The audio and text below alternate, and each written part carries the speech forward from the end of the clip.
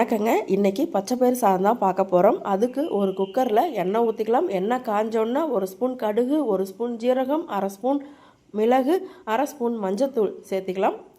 சின்னதாக கட் பண்ணி வச்சுருக்கிற பூண்டு, 2 பச்சை மிளகாய், 2 வரமிளகா, 1 கைப்பிடி கருவேப்பிலை தழை போட்டு நல்லா வணக்கிக்கலாம். அது கூடவே சின்ன வெங்காயம் கட் பண்ணி வச்சுருக்கேன், அதையும் சேர்த்திக்கலாம். தக்காளி சேர்த்திக்கலாம். நல்லா வணங்கட்டும். காரத்துக்கு 1 ஸ்பூன் மிளகாத்தூள், 1 ஸ்பூன் சாம்பார் தூள் நல்லா பச்சை வாசம் போகிற அளவுக்கு வணங்கட்டும். அதுக்கு 1 ஹவருக்கு முன்னாடியே அரிசி 1/2 கிலோவும் பச்சை பயிறு 1/4 கிலோவும் ஊற வச்சுருந்தேன்.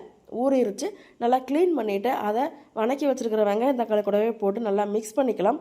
தேவையான அளவு தண்ணியும் உப்பும் சேர்த்திட்டு குக்கரில் 3 விசில் விட்டு இறக்குனோம்னா சூப்பரான பச்சை பயிறு சாதம் தயார்.